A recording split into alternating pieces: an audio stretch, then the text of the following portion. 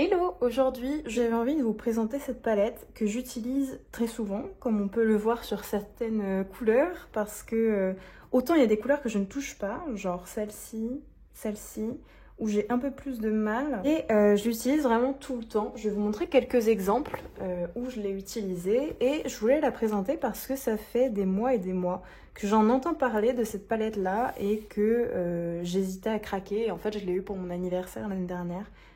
Par mon copain, donc un très très beau cadeau à faire, hein, notamment si surtout vous aimez cette palette de couleurs et que vous avez la flemme à chaque fois de mélanger vos couleurs pour avoir ces couleurs là, et bah c'est la palette parfaite, je trouve. Après, il faut aimer la Kuretake, c'est d'ailleurs pour ça que je vous fais cette vidéo, parce que certes on peut direct avoir envie d'acheter cette palette et on la reçoit et en fait j'aime pas du tout. Donc je vais vous montrer pourquoi je l'aime autant et comment je l'utilise et de quelle manière. Donc par exemple là, c'est un print que vous pouvez retrouver d'ailleurs sur la boutique. Mais en gros, j'ai eu des verts, des jaunes, etc. qui rendent plutôt pas mal. Et donc c'est tout simplement ces verts et ces jaunes-là. Donc vraiment j'aime beaucoup cette palette. Je rajoute des néocolores par-dessus parce que c'est une aquarelle qui le permet tout simplement. Et donc ici j'ai juste piqué un godet d'aquarelle d'une autre Kuretake que j'ai, qui est la classique, hein, tout simplement, c'est celle-ci. D'ailleurs le godet il est presque vide, mais on peut combiner nos aquarelles Kuretake. Je vous montre quelques exemples et je vais vous faire un peu le topo de quelles sont ces aquarelles, à quoi elles servent, etc. Comment on peut s'en servir pour qu'elles aient un rendu assez joli finalement. Donc là, tout ce que vous voyez là, ici, par exemple, les traits, c'est cette aquarelle-là. Ces deux peintures, c'est cette aquarelle-là aussi, combinée avec du crayon de couleur, cette fois. Ici aussi, sur cette page-là, c'est cette aquarelle-là. Ici aussi, combinée avec des néocolores. Enfin bref, on peut faire plein de choses, comme vous voyez. Les couleurs sont très vives quand même, malgré le fait qu'elles soient désaturée pour la plupart, elle reste quand même assez vibrante. Il faut savoir que la Kuretake, c'est un mélange entre de l'aquarelle et de la gouache. Donc, c'est une aquarelle qui est quand même assez opaque. Et donc il faut aimer parce que souvent le truc c'est que on prend cette palette parce que les couleurs sont très jolies, etc. Mais si vous avez l'habitude des couleurs assez transparentes telles Daniel Smith, Schmincke, Winsor & Newton avec leurs aquarelles, et bah vous allez avoir beaucoup de mal à aimer ces couleurs là parce que c'est des couleurs qui sont très opaques. On peut les diluer avec plus ou moins d'eau et ça fait un effet transparent. Je vais vous montrer un exemple. Donc voici l'exemple utilisé que cette palette Kuretake avec en fait en la diluant beaucoup, et ça vous donne des couleurs assez transparentes. C'est très joli, c'est sur un très beau papier très prestigieux. Je vous mettrai la référence si vous voulez en barre d'infos, mais ça rend des couleurs super jolies et surtout ça fait pas trop de traces. Après le papier joue beaucoup, hein, je vous avoue, mais il n'y a pas trop de traces pour une aquarelle qui n'est pas très chère, parce que celle-là, encore une fois, la Kuretake, elle peut paraître chère quand on achète la palette comme ça avec toutes les couleurs, mais elle n'est pas si chère que ça par rapport à des palettes de 24 couleurs Sennelier ou Schmincke ou Daniel Smith par exemple. C'est à peu près les mêmes prix que les Winsor & Newton, je crois. Alors on pourrait croire aussi que cette palette permet d'avoir beaucoup plus de peinture dans les godets, puisque les godets sont très grands. Je vais vous comparer avec un normal. Ici c'est ma palette d'aquarelle Winsor & Newton et vous pouvez voir que le godet, il est énorme par rapport à ces godets là, mais je vais vous conseiller de prendre en compte aussi le fait que ces godets là sont beaucoup moins profonds que des godets lambda, et pour les avoir utilisés ici, je vous confirme que c'est à peu près la même contenance que les godets normaux qu'on retrouve dans les magasins d'art. Donc ça, c'est juste un truc, on peut se dire « Ah, il y a beaucoup plus de contenance et tout », c'est pas vrai. C'est exactement la même contenance, c'est juste que c'est beaucoup plus plat et beaucoup plus grand, mais c'est exactement la même contenance. Donc il ne faut pas acheter ces aquarelles-là si vous avez l'habitude, je pense, de faire de l'aquarelle transparente, parce que vous allez avoir du mal à vous l'approprier. Ce que j'adore dans la peinture, c'est de tout mélanger. Donc j'adore l'aquarelle, j'adore la gouache, j'adore l'acrylique gouache aussi, j'adore l'acrylique, j'adore toutes les peintures possibles et inimaginables qu'on peut utiliser en mix média. J'aime la combiner avec des néocolores, des crayons de couleur, etc.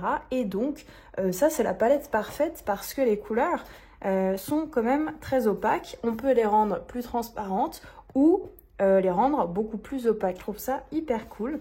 Et donc, ça fait que j'adore cette palette et que je la finis vite, comme vous pouvez le voir.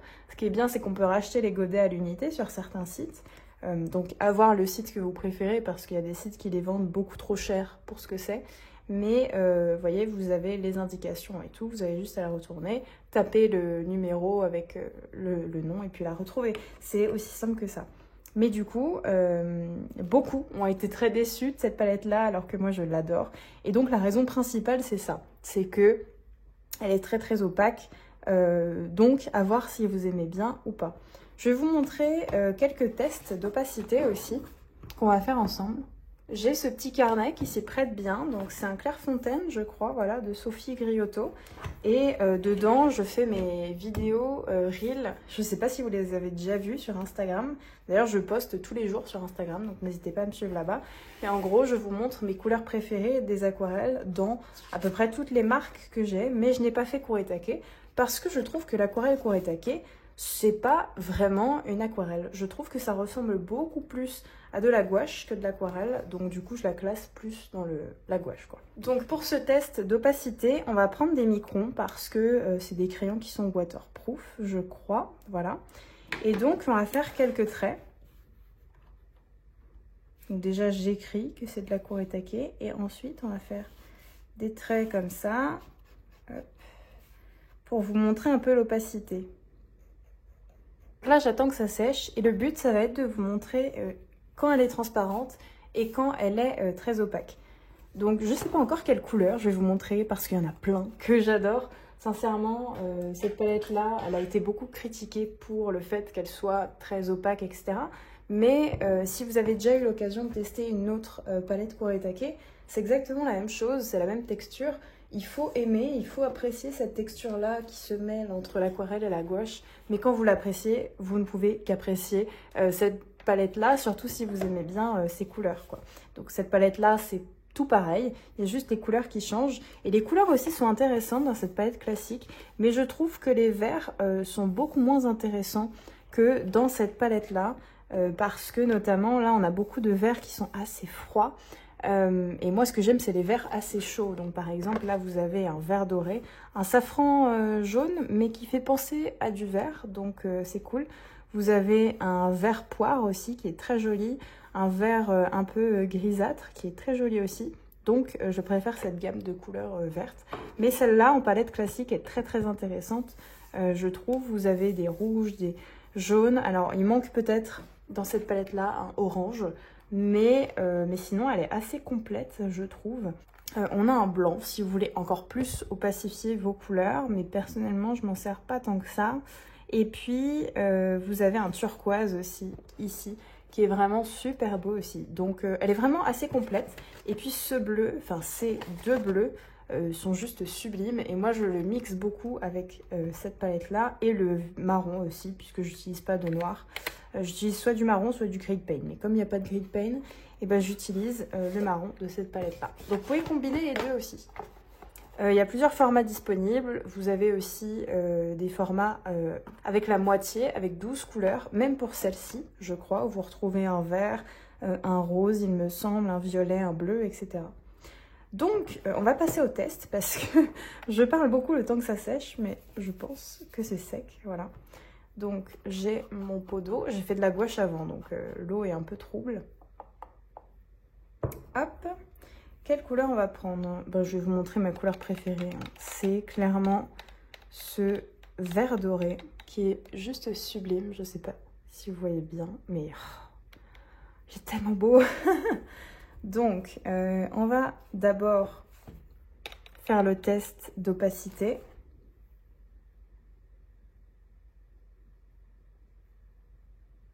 Hop. Donc, vous voyez que c'est pas tout à fait opaque, mais c'est quand même beaucoup plus opaque que de l'aquarelle dite classique. Et là, je vais la prendre en très transparente. Et vous voyez que quand elle est transparente, oula, ça l'a un peu mélangé avec l'autre. Quand elle est très transparente, elle est vraiment aussi jolie. Et elle fait penser beaucoup à de l'aquarelle lambda. Je vais vous montrer un grand swatch de cette couleur-là, ici. C'est trop beau, d'accord. Et je vais vous montrer aussi cette couleur-ci parce qu'elle est très très vibrante. Donc pour ceux qui aiment les couleurs qui sont assez vibrantes, très jolie aussi. Alors par contre, je crois, enfin il me semble que dans cette palette-ci ou juste dans les Kuretake, elles sont difficilement mélangeables et elles sont pas faites pour être mélangées entre elles. Donc ça c'est à prendre en compte parce que c'est vrai que souvent on essaye de mélanger les couleurs, etc. Alors dans celle-là, ça va parce que les couleurs sont déjà faites. Si on veut des couleurs un peu désaturées, plutôt que les classiques, c'est déjà fait. Mais dans la palette classique, on aurait tendance à mélanger les couleurs et le mélange n'est pas à chaque fois le plus beau qu'on puisse faire. Comme les couleurs sont moins chères, il faut savoir qu'elles contiennent beaucoup de blanc pour les rendre très opaques. Et donc elles sont mélangées avec beaucoup de pigments de base. Et quand c'est le cas, et bah souvent quand on essaye de les mélanger entre elles, ça donne rapidement des couleurs qu'on appelle boueuses. C'est tout simplement des couleurs qui deviennent marron au lieu de devenir la couleur que ça devrait devenir. Parce qu'il y a trop de pigments à l'intérieur et que du coup, on ne sait plus où donner de la tête, quoi. Si par exemple, je mélange ce rose et ce vert, hop, je vais enlever un peu et les mélanger, ah, même le papier, hein. C'est voilà. Ça vous donne une jolie couleur, mais ça reste une couleur boueuse. Je peux le faire avec n'importe quelle couleur, hein. C'est pas parce que les couleurs sont complémentaires que ça ne marche pas. Si je le fais avec ce bleu-là, hop, prendre un petit peu plus de matière, si je mélange à même la feuille. Hop. Et ce bleu, non c'est un vert, bien green. Hop.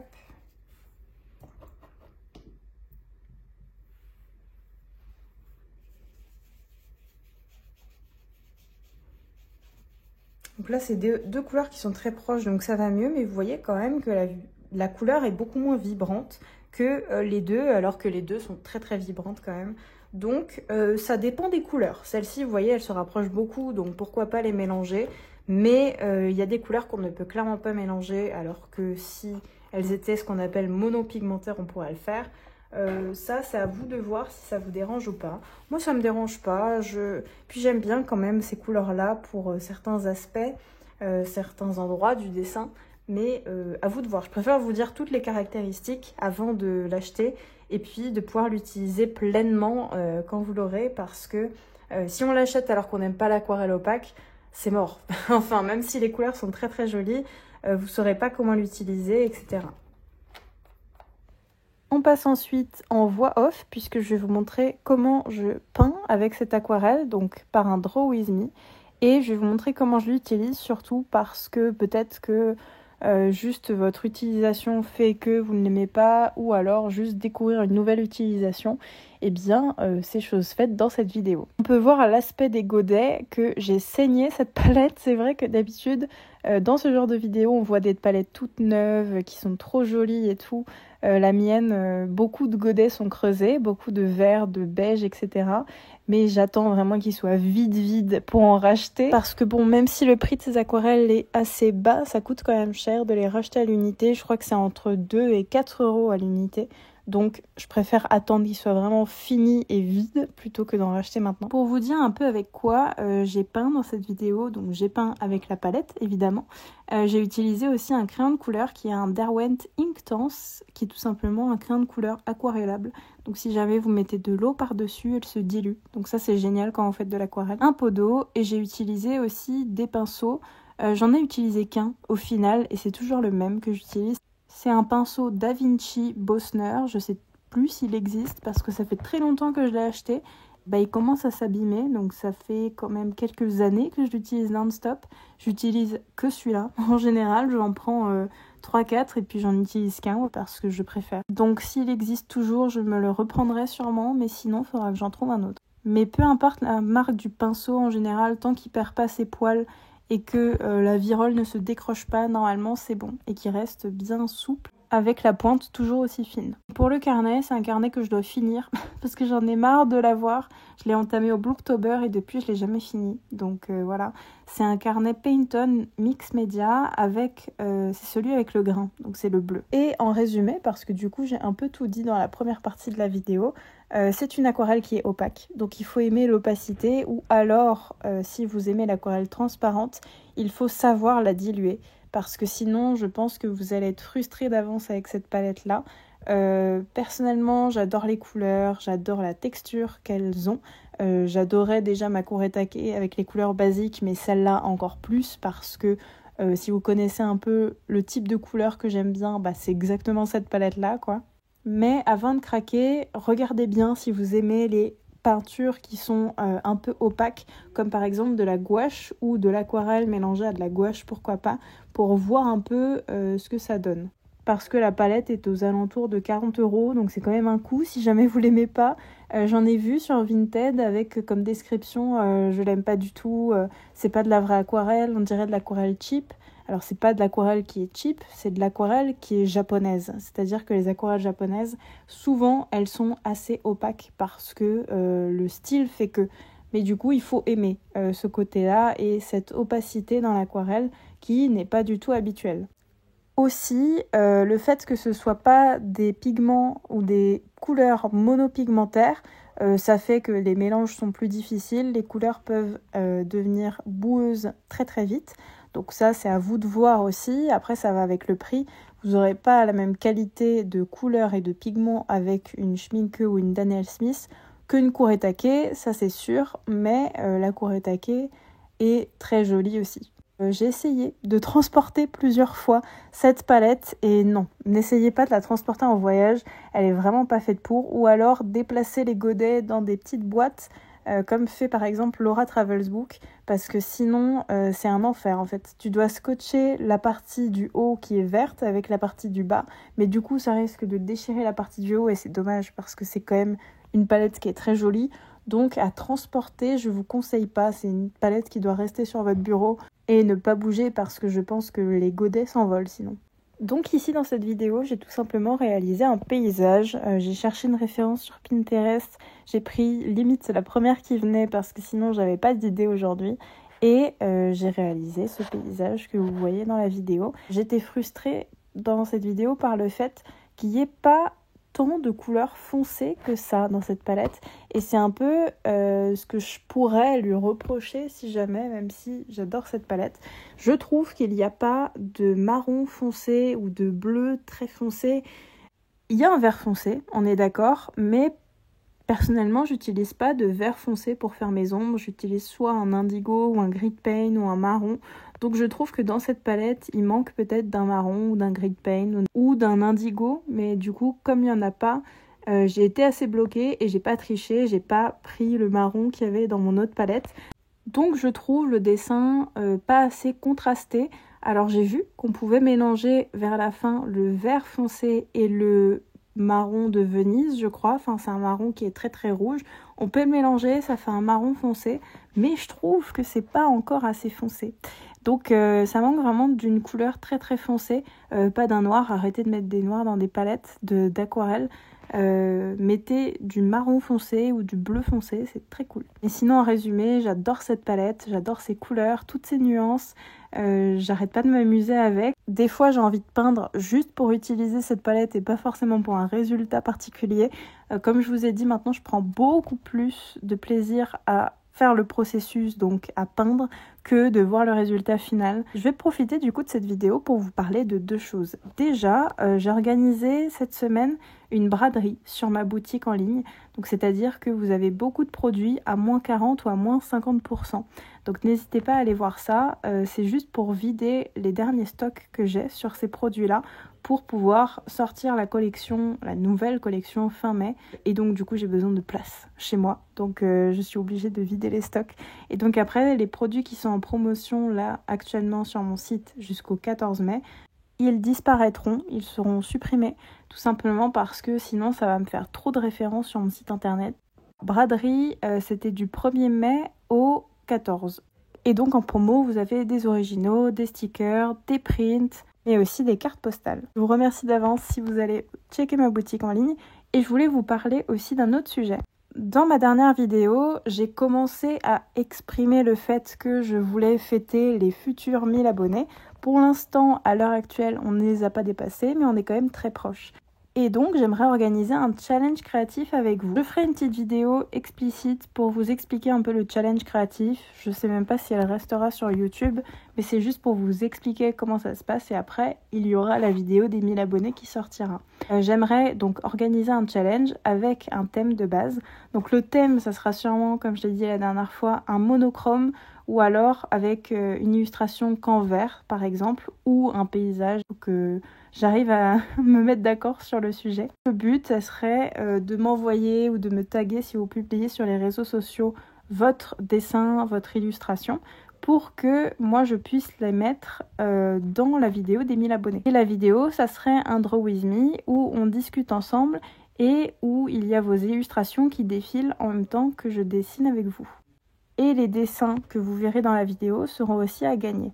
D'ailleurs, j'hésite beaucoup sur comment choisir les gagnants parce que j'ai fait un sondage sur Instagram et vous m'avez pas du tout aidé. Genre, j'ai mis 3 réponses potentielles et les 3 étaient à 33%. Donc, bon, pour vous faire le topo, soit je choisis quelqu'un avec une illustration coup de cœur, celle que j'ai préférée, ou alors au hasard. Ou alors, je soumets un vote sur Instagram en story et celui qui a le plus de votes, eh ben, c'est le gagnant. J'aimerais bien que vous me dites ce que vous en pensez en commentaire parce que c'est vrai que j'hésite beaucoup. Trop hâte de faire cette vidéo, en vrai, de voir vos illustrations parce que j'ai vraiment envie de créer et de regrouper des personnes sur la chaîne qui dessinent comme moi. Pas forcément des paysages, mais juste qui dessinent, qui peignent, qui adorent le processus, qui adorent le matériel, qui aiment bien découvrir tout ce monde-là. Ça se fait beaucoup sur les chaînes anglophones et en France, je n'en vois absolument pas. Donc j'aimerais bien regrouper toutes ces personnes-là autour de ce sujet, de l'art, du matériel, etc. Donc vous pouvez me dire en commentaire si cette idée de challenge vous plaît. En tout cas, moi j'ai trop hâte et j'attends vos retours avec impatience. Je tenais encore une fois à vous remercier pour les 1000 abonnés, ou presque, puisqu'on ne les a pas encore atteints à ce stade. Mais comme on est très proches, je vous remercie d'avance. J'aime vraiment beaucoup ce format YouTube, j'aime beaucoup aussi échanger avec vous sous les vidéos. Donc voilà, je suis trop contente que tout ça se construise petit à petit. D'ailleurs, ça serait marrant de savoir vos vidéos préférées pour savoir lesquelles je produis en priorité. Mais pour la suite, j'ai plein d'idées de vidéos YouTube. J'hésite même à faire des fois des formats où au lieu qu'il y ait 4 vidéos par mois, qu'il y en ait 5 ou 6. Donc on va voir si c'est possible ensemble. Et si tu souhaites me suivre dans cette aventure, n'hésite pas à t'abonner et à partager ma chaîne YouTube ainsi que mes autres réseaux sociaux, pourquoi pas. Et donc, pour en revenir au dessin de base, j'empile des couches, je mélange des couleurs, et voilà. Il n'y a pas trop de techniques magiques quand on fait de l'aquarelle. Moi, j'aime bien travailler comme ça. Je travaille cette aquarelle comme si c'était une gouache finalement, ou une encre plutôt. Je vous montrerai sur YouTube dans pas longtemps comment je peins avec des encres acryliques. Mais là, en gros, je mélange les couleurs, je m'amuse. S'il y a une couleur qui me plaît moins, et ben j'en rajoute une autre par-dessus. Ou je l'enlève avec mon mouchoir pour enlever le surplus et j'en mets une autre. Je passe mon temps à m'amuser à cette étape-là. Et puis après, je fais les détails. Et c'est ce qui est le plus long, entre guillemets, même si pour moi, pas vraiment. J'aime passer du temps sur le processus, donc toutes les couches de peinture. Et les détails, j'aime bien les faire rapidement parce que c'est pas ce qui me passionne le plus. Au final, j'aime bien ce dessin, mais j'ai quand même envie de rajouter des détails après la vidéo. Là, j'ai pas triché, donc je vous montre le résultat final, même si j'ai encore envie de le finaliser au crayon ou au néocolor. Et j'espère que cette vidéo vous a plu et que vous avez pu en apprendre plus sur cette palette Kuretake. C'est la Art Nouveau, si jamais. Et bon, vous avez compris, je pense, je l'adore, mais elle est pas faite pour tout le monde. Voilà, nous on se retrouve la semaine prochaine. Des bisous et prenez soin de vous. Ciao!